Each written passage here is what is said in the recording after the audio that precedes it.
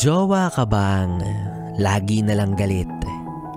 Naiinis, naiirita, nagsusungit, at ang ulo ay laging mainit.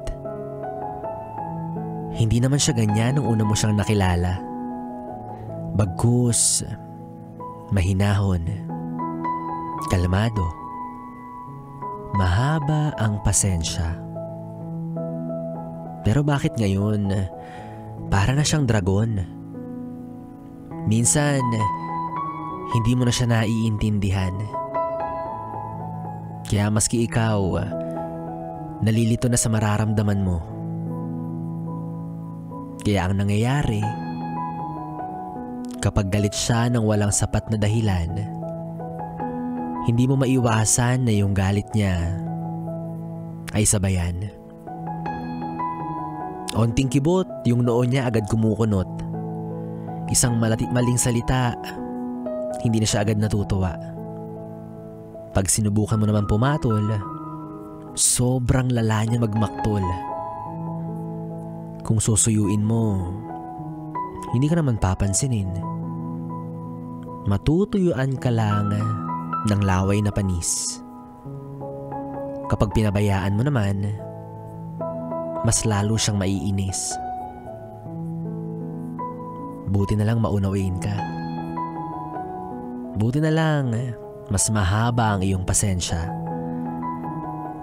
Siguro, hindi niya rin naman ginugusto na maging ganyan siya.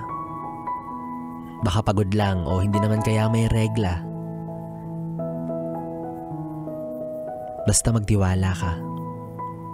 Makukuha mo rin yung tamang timpla niya.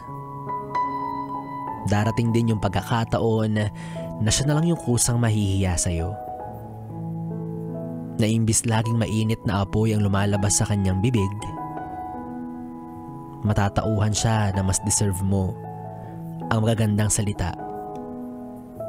Kasi ganun dapat umibig. Kaya huwag kang magsasawa. At mahalaga rin na kapag galit siya, huwag mo nang sabayan. Bagkus, huminahon ka.